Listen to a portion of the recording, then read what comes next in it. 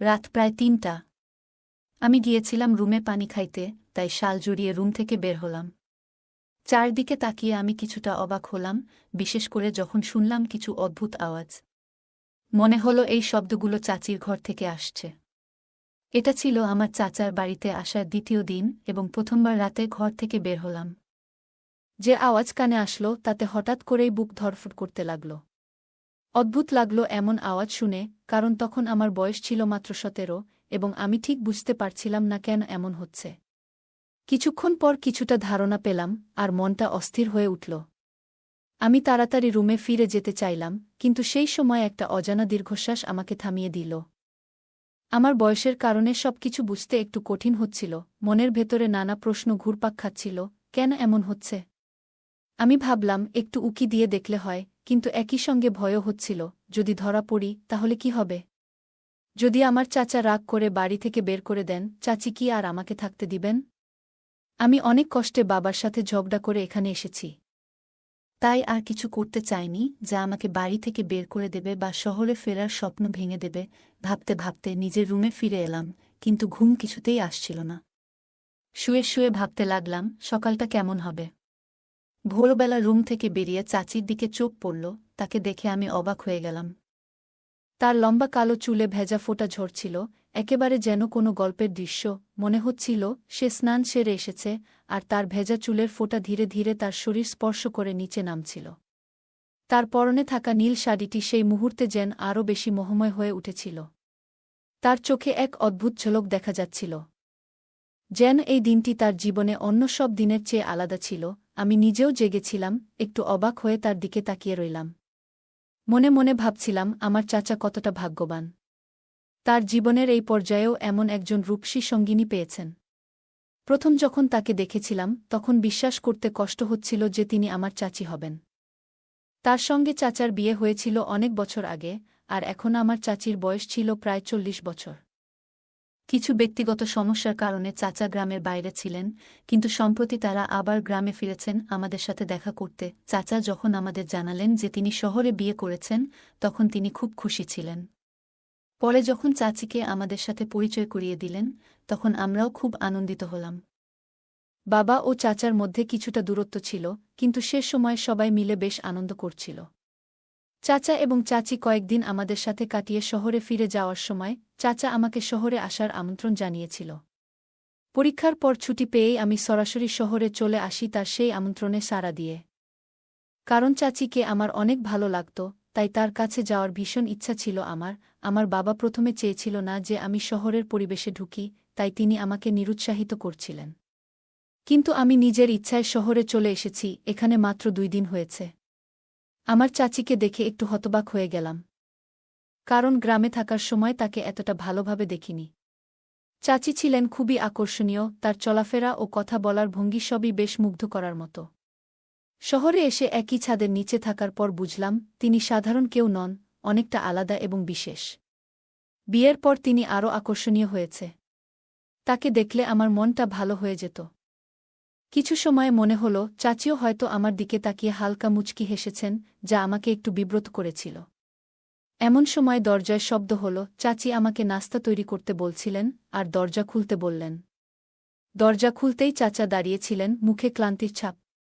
তিনি বললেন, রাতে বাইরে ছিলাম। এখন রাতের শিফট শুরু হয়েছে। চাচা জানালেন তিনি কিছুদিন রাতের শিফটে কাজ করবেন এবং তাতে আমাদের সাথে কাটানোর সময় কিছুটা কমবে। তার কথা শুনে একটু খারাপ লাগছিল, কারণ তার অনুপস্থিতির কারণে বাড়ির পরিবেশ কিছুটা বদলে যাচ্ছিল। চাচার কথা মনে করে চাচির দিকে মুগ্ধ হয়ে তাকিয়েছিলাম। সে আমার জন্য নাস্তা তৈরি করছিলেন। আমি ভাবছিলাম এখন থেকে রাতে আমি আর চাচি ছাড়া বাড়িতে কেউ থাকবে না। রাতে কিছুটা অস্বস্তি নিয়ে ঘুরছিলাম।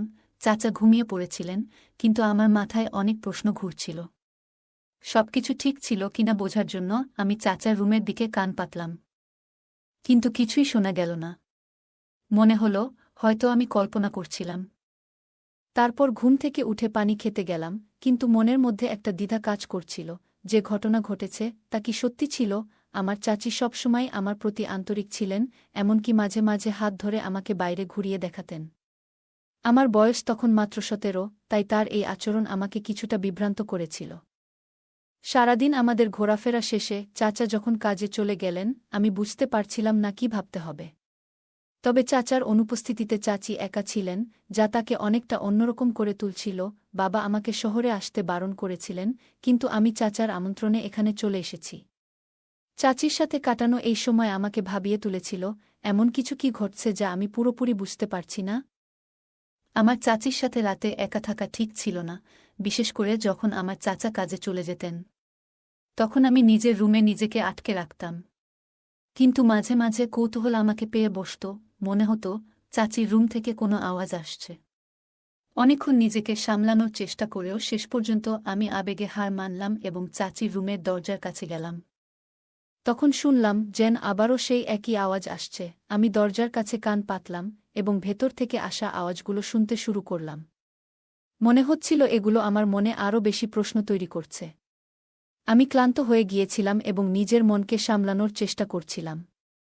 কিছুক্ষণ পরে ঠান্ডা লাগায় আমি এক কাপ গরম কিছু খেয়ে ঘুমানোর চেষ্টা করলাম।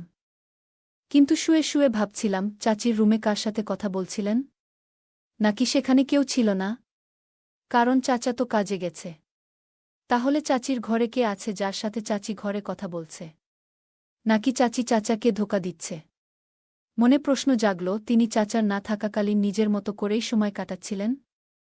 যখন তিনি সকালে নাস্তা তৈরি করে নিজের রুমে ফিরে গেলেন, তখনও সবকিছু রহস্যময় লাগছিল। প্রতিদিনই এমন কিছু ঘটছে, আর আমি নিজেকে বারবার প্রশ্ন করছিলাম, চাচা সারারাত বাইরে কাজ করতেন, আর তখন কি ঘটত তা জানার উপায় ছিল না।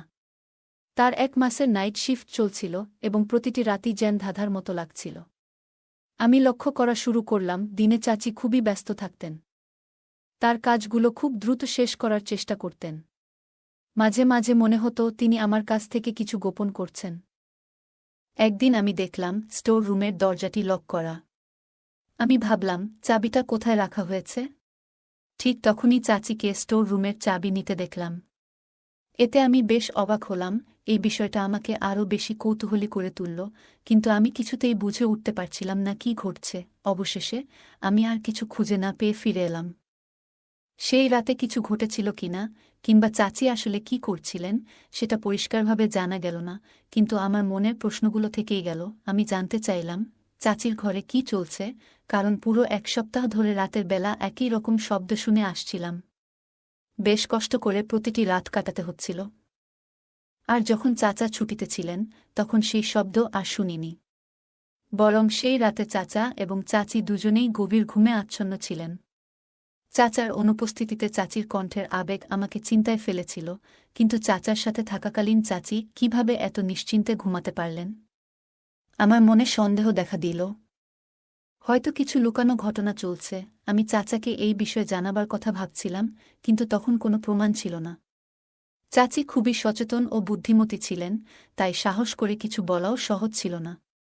চাচার সাথে চাচির সম্পর্ক নিয়ে চিন্তা করতে করতে আমি একটি সিদ্ধান্তে এলাম, আমার জানা দরকার ছিল।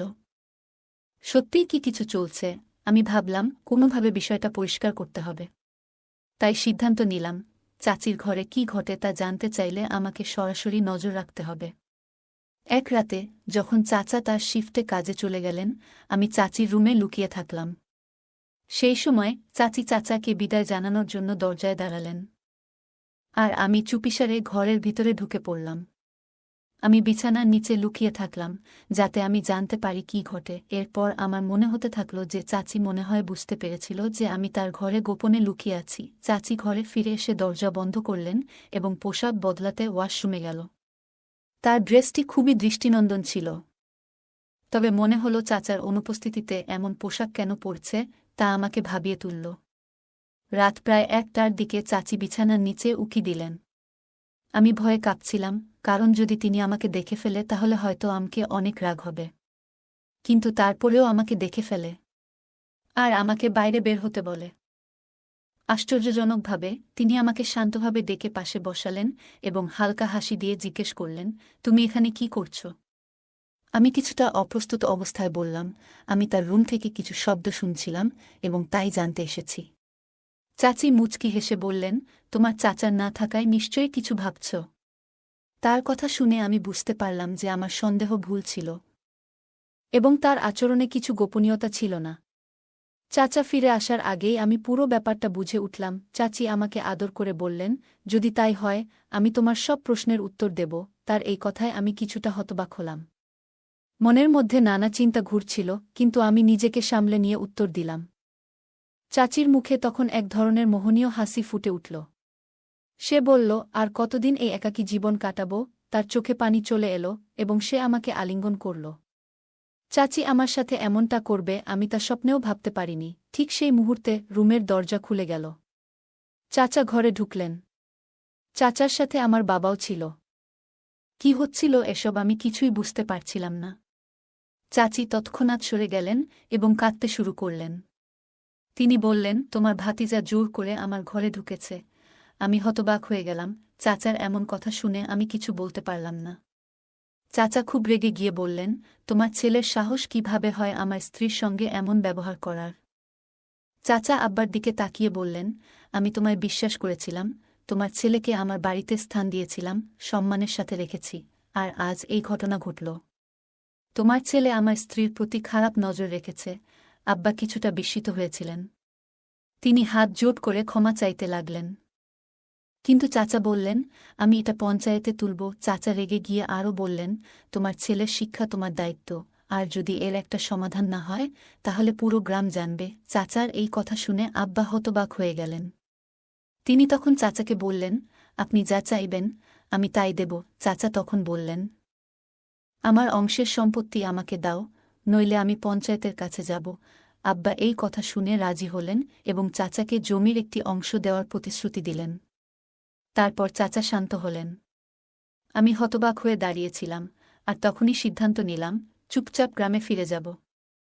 পরে আমাকে চাচা হাসতে হাসতে বলে, তুমি কি জানো, একদিন তোর বাবা আমাকে বাড়ি থেকে বের করে দিয়েছিল, আর বলে দিয়েছে আমার চরিত্র ভালো নয়। চাচা আরও বললেন, তোর বয়সী ছেলেদের অনেক ভুল ধারণা থাকে, তাই আমরা সেই কারণেই তোমার বাবার সাথে এসব বলে অর্ধেক জমি নিয়েছি। আর তোর চাচি ওটা জানত যে তোর বাবার আজ ট্রেন রাতে আসবে, তাই সে পরিকল্পনা করেই সব করেছে। চাচার কথা শুনে আমি হতবাক হয়ে গেলাম। ভাবতেও পারিনি তিনি এত কিছু ভেবে রেখেছেন। তার কথায় যেন নিজের উপর লজ্জা বোধ হচ্ছিল। আমি জবাব দিলাম, আমার বাবা আমাকে অশ্লীল কিছু শেখাননি। আমি সব সময় সৎভাবে চলেছি, কিন্তু চাচা সেটা মানতে নারাজ। তিনি আরও বললেন, তুমি যখন জানো আমি রাতে বাসায় থাকি না, তখন কেন একা চাচির সঙ্গে ঘরে থেকেছ? আমি কিছু বলার সাহস পেলাম না। শেষমেশ আমাদের পরিবার অনেক ক্ষতির সম্মুখীন হল এবং অর্ধেক সম্পত্তি চাচার হাতে চলে গেল। এই ঘটনার পর আমি উপলব্ধি করলাম, জীবনে আপন মানুষেরাই বেশি ক্ষতি করে থাকে। গল্পটা কেমন লাগলো জানাতে ভুলবে না। আরও মজার মজার রোমান্টিক গল্প শুনতে চাইলে ভিডিওটি লাইক, শেয়ার এবং চ্যানেলটি সাবস্ক্রাইব করতে এবং বেল আইকনটি ক্লিক করতে ভুলবে না। ধন্যবাদ।